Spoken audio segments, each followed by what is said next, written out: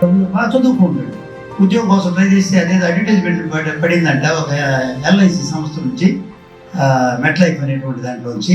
అప్పుడు అక్కడ పోయినాడంట. పోయి నాకు ఇట్లా ఉద్యోగం కావాలంటే, ఉద్యోగం ఇవ్వలేదు కానీ కమిషన్ బేస్డ్ మంచి అవకాశం ఉంది, మంచి పాలసీ ఉంది, అది చేసుకో, అది నీకు వస్తుందంటే. ఓ మార్కెటింగ్ నాకు చెప్పేది అన్నాడు. అవును మార్కెటింగ్ అంటే నాకు ఐ డోంట్ లైక్ అన్నాడు. ఎందుకు అయ్యానంటే, ఎక్కడికి పోయినా అందరూ నో అంటారు సార్, అట్లాంటి వ్యాపారం నేను చేయలేను, అది నో బిజినెస్, అది నా వల్ల కాదు, అసలు నాకు అసహ్యం అది మార్కెటింగ్ అంటే అన్నాడు. అంటే నో అంటారని కదా నీ భయము, అవునా కాదా? అయితే ఒక పని చేయి, నో అన్న ప్రతి కేసుకి $1000 ఇస్తా, $100 ఇస్తా. నో అన్న ప్రతి కేసుకి నువ్వు పోయి కస్టమర్ని కలువు, వాళ్ళు నో అంటే $100 ఇస్తా. అర్థమైందా? నువ్వేం చేయాలంటే ఆ నో అన్న వ్యక్తి ఎవరి పేరు, ఆయన ఏం చేస్తుంటాడు, ఆయన ఆదాయం ఎంత, ఆయన అడ్రస్ అది తీసుకొని, ఫోన్ నెంబర్ అది తీసుకొని రావాలి. ఎస్ అన్నా తీసుకురావాలి అని అన్నాడు.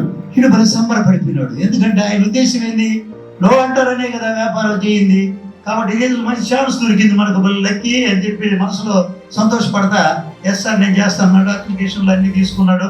ఆవిడ పోయినాడు అన్నమాట. పోయినాడు, పొద్దున్న లేసి ఎర్లీ మార్నింగే పోయినాడు.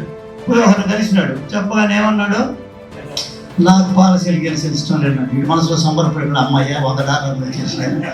అటు ఇంకొకరిని కలిసినాడు, ఓడు నో అన్నాడు, $200 వచ్చేసినాయి. అటు 10 మంది కలిస్తే 8 మంది నో అన్నారు, $800 వచ్చినాయి. ఒక ఇద్దరు ఎస్ అన్నారు. అవి కూడా రాసుకున్నాడు వివరాలు, ఆయన పోయి ఇచ్చేసినాడు. ఓకే నో ప్రాబ్లం, ఇది 800 తీసుకోపో అని చెప్పినాడు. ఇట్లా ఒక 4-5 రోజులు చేసినాడు. చేసిన తర్వాత ఒక డౌట్ వచ్చింది, ఈయనేంద్ర నో అన్నప్పుడు డబ్బులు ఇస్తున్నాడు, ఎస్ ఏంటి, ఏమైనా ఎస్ఎల్ సంగతి అని అడిగినాడు.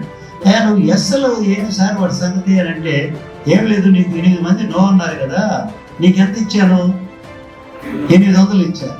మిగతా ఇద్దరు ఎస్ అన్నారు కదా, ఆ ఇద్దరి నుంచి నాకు ₹1,00,000 వచ్చింది, నీకు 800 ఇచ్చా, మిగతా 90 నేను తీసుకున్నా. అది 2 ఎస్ల ప్రభావము అని అంట. సారీ సార్, ఇక మీద నేను ఎస్ బిజినెస్ చేస్తాను, నో వ్యాపారం నాకు వద్దన్నారంట. కాబట్టి ఎన్ని నోలన్నా మనం బాధపడాల్సిన అవసరము లేదు. వాటి వాల్యూ ఎంత, 1-2 ఎస్లతో వచ్చేస్తుంది. ఆ ఎస్లు ఎక్కడ ఉన్నాయో అక్కడ దాకా మనము ఆగకుండా ప్రొసీడ్ అవుతూనే ఉండాలా. సో అటువంటి వ్యాపారం ఇది. ఎక్కడ ఫెయిల్యూర్ అనే సమస్య ఉండదు.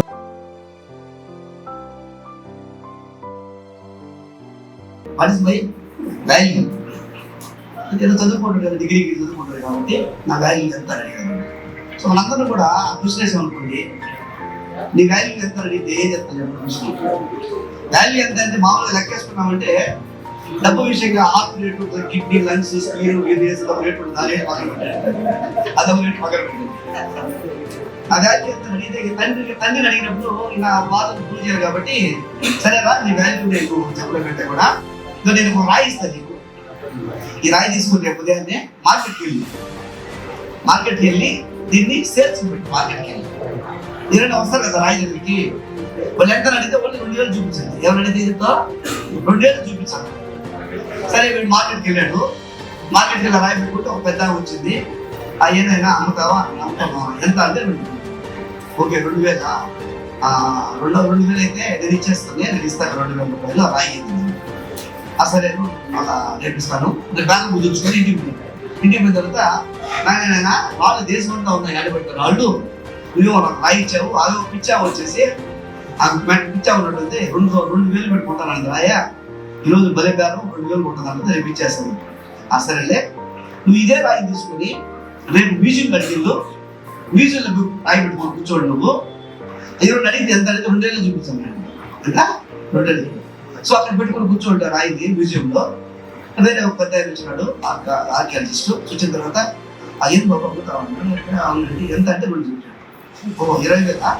20,000 అయితే ఓకే కొడుకు రెడీగా ఉన్నాను, నాకు ఇచ్చేసేది మంటలు చేసింది. నాయన 2,000 కొట్టేది నాకు మంటలు వచ్చేసి 20,000 కొట్టాను ఇలా ఇలాయా ఇదేంటి సరే చెప్పేసి మళ్ళీ ఇంటికి చెప్పినాడు రాయి తీసుకుని. వాళ్ళ ఆయన పోయి నాన్న 20,000 కొట్టామన్నాడు. ఈరోజు టైం బాగుంది, అదృష్టం బాగుంది, ఈరోజు రాయి 20,000 కొట్టండి. సరే నీకు లాస్ట్ ఈరోజు పరీక్ష, ఇదే రాయి తీసుకుని నువ్వు డైమండ్ షాప్కి వెళ్ళి డైమండ్స్ జ్యువెలరీ సర్వీస్ షాప్ ఉంది, అక్కడ పోయి పెట్టుకో అడుగు అంటారు. సరే మరుసటి రోజు ఆ రాయి తీసుకుని డైమండ్ షోరూమ్ పోతాడు. డైమండ్స్ అవి 5,000 పోయి రాయి పెడితే ఎంత అంటే 2 చూపిస్తాడు. రెండు చూపించిన ఆశ్చర్యపడుతున్నాయి. ఓకే 2 lakhs ఇచ్చేస్తాను నాకు రాయించి, ఇలాంటి రైతు లైఫ్ చూడలేదు. సూపర్ డూపర్ డైమండ్ స్టోన్ అది 2 lakhs ఇస్తాను నాకు ఇచ్చేది. 2 లక్షలు పొద్దున 2 లక్షలు ఇస్తాను నాకు రాయించి. మళ్ళీ ఇంటికి వెళ్ళిపోతాను. ఏది ఖరాబ్ ఇది వడేమో 20,000 2,000 అన్నాడు, వీడియో 20,000 అన్నాడు, వడే 2 లక్షలు అన్నాడు అని చెప్తే చెప్తాడు నీ వాల్యూ అనేది ఉన్న ప్లేస్ డిసైడ్ అవుతుంది. ఆ స్టోన్ మార్కెట్ లో దాని విలువ 2,000, అదే స్టోన్ మ్యూజియం లో దాని విలువ 20,000, అదే స్టోన్ డైమండ్ స్టోన్ లో తెచ్చింది 2 లక్షలు. ఇదిరా నీ విలువ. నువ్వు ఉండే స్థానాన్ని బట్టి నీ విలువ నిర్ణయించబడుతుంది. అవునా? అంటే ఉన్న స్థానాన్ని బట్టి నీ విలువ ఉంటుంది. యాక్చువల్గా రియల్ ఎస్టేట్ లో శ్రేయాలో ఉన్నటువంటి మన విలువ ఎంత నిర్ణయించుకుంటే ఎంత నిర్ణయించుకోవాలి మన విలువ వెల కట్టలేనటువంటి విలువ. కారణం ఏంటంటే ఆర్థిక వ్యవస్థని సృష్టించగలిగే నైపుణ్యత. ఆర్థిక వ్యవస్థ అంటే ఇప్పుడు ఒక సామాన్యులని అసామాన్యులుగా తయారు చేసే వ్యవస్థ. అవునా కదా? నీలాంటి అవునా కదా? ఒక సామాన్యులు అసామాన్యులుగా తయారు చేసే వ్యవస్థలో ఉన్నాము. నిజంగా శ్రేయాలు రియల్ ఎస్టేట్ లో ఉన్న మన విలువ గుర్తిరిగితే తప్ప, నీకు నువ్వు తెలుసుకుంటే తప్ప దానికి బంధించలేము, చేయలేము. అన్నా ఏది ఓవర్ నైట్ ఏది రాదు, ఏది కూడా ఉచితంగా ఏది రాదు. Everything there is no free food on the world. ప్రపంచంలో ఎవరికి కూడా ఫ్రీగా దొరకదు. ఏమి కావాలని వాటిని సంపాదించాలి. ఎలా సంపాదించాలి? బాగా గుర్తుపెట్టుకోండి. రేపు రోజు మనం బాగుండాలంట, నా పిల్లలు బాగుండాలంట, ఈ రోజు నువ్వు నేను పని చేయాలా? ఎప్పటికప్పుడు ప్రక్షాళన చేసుకోవాలా? ఎప్పటికెప్పుడు మనకు మనముగా మనను వేసుకొని, మనకు మనముగా పరిశోధించుకొని మరి ఏమి తప్పు చేస్తున్నాము, ఆలోచనలు తప్పుందా, పనిలో తప్పుందా, మాటలో తప్పుందా, నా చుట్టూ ఉన్న వాళ్ళలో తప్పుందా, నాలో తప్పుందా, ఎక్కడ తప్పుందో ఎప్పటికప్పుడు సరిదిద్దుకోకపోతే మన ఫైన్ మనకి ఏమైపోతే సరిదిద్దుకోవడం తప్పైపోతుంది. సరిదిద్దుకో తప్పు. ఏ సమస్య కూడా వెళ్ళాల్సింది. దానికోసం meeting, counselling, team meetings, family meetings అనేది నేను ప్రోత్సహిస్తాను చెప్తున్నాను. ఎవ్రీ టైం అట్లీస్ట్ నెలకి ఒకసారి అన్న కుటుంబం అంతా కూర్చొని మాట్లాడుకున్న రోజు ఎప్పుడన్నా ఉందా చెప్పండి. ఇప్పుడు డిసెంబర్లో ఫ్యామిలీ మీటింగ్ చేసిన అంత చేయండి. డిసెంబర్లో 5-6 మంది ఒక బాధ్యత కలిగినటువంటి ఒక ఆలోచన విధానం, ఒక బాధ్యత కలిగినటువంటి పెద్దగా జనవరి 20 రోజులు అయిపోయింది. 30th లోపల ఫ్యామిలీ మీటింగ్ కండక్ట్ చేయాలి. ఎవరు చేస్తారు చేస్తారు ఫ్యామిలీ మీటింగ్ కండక్ట్ చేయాలా? జనవరి 31వ తారీఖు లోపల డెఫినెట్ గా మీరందరూ కూడా మీ కుటుంబంతో కూర్చొని ఉండే స్పెండ్ చేయాలి. ఫుల్ డే స్పెండ్ చేయాలా?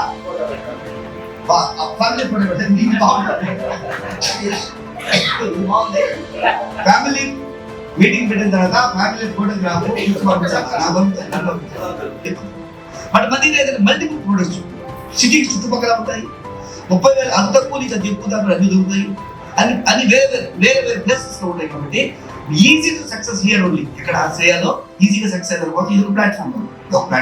కాబట్టి ఇక్కడ మేము నిరంతరము ఇక్కడ ఉన్న వాళ్ళందరూ గెలవాలి ప్రయత్నంలో మేము పరిగెత్తునే ఉన్నాం. డబ్బు సంపాదించిన పరిగెత్తున్నాను. డబ్బు సంపాదించిన డైరెక్ట్ గా ఒక 10 ఎకరాలు 20 ఎకరాలు లేఅవుట్ చేసుకుంటే ఎంత డబ్బు సంపాదించుకోవచ్చు. ఇన్ని ప్రాజెక్టులు చేయబడలే, ఇన్ని ఏరియా చేయబడలే, ఇంత టైం స్పెండ్ చేయబడలే, ఇంత ఖర్చు పెట్టలే.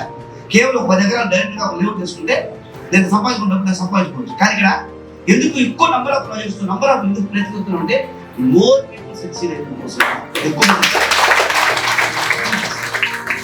కాబట్టి ఇవాళ ఇంకా శ్రేయ అంటే ఇవాళ just like diamond, just like diamond line ఉండాలి. పొల్యూట్ కాకూడదు. డైమండ్ బురదలు వేస్తే మురికి అవుతుంది. ఏమండి మురిగేస్తా డైమండ్ అమెరికా తీసుకుని విలువ మారుతుందా? ఇండియా కోసం మారుతుందా? డైమండ్ మీన్స్ డైమండ్ అండి. డైమండ్ అలాగే ఉంటుంది. డైమండ్ లాగా అలాగా మనం రకరకాల నెగిటివిటీ ఉండకూడదు, ఎదుర్కోకూడదు, ఏం ఉండకూడదు. ఎండ వచ్చిందా ఎందుకు ఉరిగించాలి, వర్షం వస్తుందా ఇక ఎక్కువ షైనింగ్ రావాలి. దీని మీద పడే అన్నిటికి సంబంధించి shine, not glow your self. పెరుగుతూనే ఉండాలి, విలువ పెరుగుతూనే ఉండాలి, పెంచుకుంటే గుర్తుపెట్టుకోండి. మళ్ళీ చెప్తున్నా, నిన్నటిలాగే ఈ రోజు, ఈ సంవత్సరం లాగే ఈ సంవత్సరం నెక్స్ట్ ఇయర్ ఉంటే there is no meaning of the life, there is no meaning of the life. ఏదైనా సరే పెరుగుతుంది అంటే ప్రాణం ఉంది, ప్రాణం ఉంటే పెరుగుతుంది. పెరగలేదు అంటే ప్రాణం లేదు, అవునా? పెరగలేదు అంటే ప్రాణం లేదు. పెరగడం అంటే మన ఏంది? నా బ్యాంక్ బ్యాలెన్స్ ఈ సంవత్సరము 20,000, నెక్స్ట్ ఇయర్ 20,000, తర్వాత 20,000. నా ఆస్తి అదే అంటే ఏం ఉపయోగం? అలా కదా. దాని అర్థం ఏంటి? మనం మనం ప్రాణంతో ఉన్నాం కదా, ప్రాణంతో ఉన్నాడు. దాని అర్థం ఏంటి? Definitely there is no alternate. Growth ఉంటుంది కదా, మనీ కదా, మనీ కదా. కాకుండా సార్ ఈ మధ్య నా బిజినెస్ ఇవ్వలేదంటే what the hell you're doing here? నెలంతా బిజినెస్ ఇవ్వకపోతే 1వ తారీఖు ఎందుకు, 2వ తారీఖు, 3వ తారీఖు, 4వ తారీఖు, 5వ తారీఖు, 5వ తారీఖు, 10వ తారీఖు కూర్చొని సీనియర్స్ దగ్గర సార్ బిజినెస్ పడలేదు, ఈ మంత్ ఎలా చేయాలి కదా. ఇదంతా వదిలేసి నెల అయిపోయిన తర్వాత సార్ ఈ మంత్ అంతా బిజినెస్ పడలేదంటే that is whose problem? Is it my problem or senior problem? That is the problem with in you అని. You have to correct your self. ఎలా వస్తుంది? 1వ తారీఖు వస్తుంది, కరెక్ట్ కట్టాలి. 1వ తారీఖు వస్తుంది, ఇటుబడి కట్టాలి. That is well decide, well define కట్టాలి. అప్పుడు దాకా బిజినెస్ రాలేదంటే that is not others problem, that is your problem. 1వ తారీఖు కట్టాల్సింది తెలుసు కాబట్టి before that you have to get money. But go to the market, get the leads and you have to close the business and get the money. Otherwise who will pay? Nobody will pay. అవునా కదా? కాబట్టి ఎవరి సమస్యను వాళ్ళే పరిష్కరించుకోవాలా. Nothing is free in the world, nothing is free in the world. ఎవరి పై you have to earn it. చేయాలంటే కిలోమీటర్ పోతావు, 2 కిలోమీటర్ పోతావు, ముగ్గురు పోతావు, ఇంకొకరు పోతావు, 10 మంది కలుస్తావు, 100 మంది కలుస్తావు. That is your problem. నీకు ఎంత కావాలో అది సంపాదించుకోదనుకో, that is your problem. You have to go and get the money. Very simple అండి. ఒక పక్షి ఉందనుకోండి, పక్షి బిడ్డలు గుడిలో పెట్టింది. ఆ పక్షి ఊరు చెప్పేది ఉపయోగం ఆహారం అని. పక్షి స్కూల్ ఉందా, కాలేజ్ ఉందా, దానికి టీచర్ ఉన్నాడా, దానికి లీడర్ ఉన్నాడా? Who is there? ఎవరు లేరు. ఆ పక్షి తన బిడ్డలు సాకుదల కోసం కిలోమీటర్ పోతే, 2 కిలోమీటర్ పోతే, 3 కిలోమీటర్ పోతే, పైకి ఎగురుతుంది, కిందికి wherever it goes get the food దిగుచ్చే బిడ్డలకి పెడతారు. అది పక్షి కంటే మన జ్ఞానం లేదా? మనం ఇంకా శ్రేష్టం లేదా మనం? అవునా కదా? మోర్ అండ్ మోర్ నాలెడ్జ్ ఉంది కదా. బట్ మన పిల్లలకు సాకోవాల్సిన బాధ్యత, మన కుటుంబానికి అవసరం తెచ్చుకోవాలి బాధ్యత మనకే ఉంటుంది. అవునా కదా? కాబట్టి దీంట్లో అన్కాంప్రమైజ్ గా మనకు కావాల్సిన ఇన్కమ్ ఏంటో సంపాదించుకోవాలి. దానికి సంబంధించిన ఇన్ఫ్రాస్ట్రక్చర్ మాత్రమే కంపెనీ ఇస్తుంది. సీనియర్స్ ఉంటారు, always ready to help you people success అయితే. కాబట్టి భగవంతుడు ఇచ్చినటువంటి ఆ పరిస్థితిని సద్వినియోగం చేసుకోండి.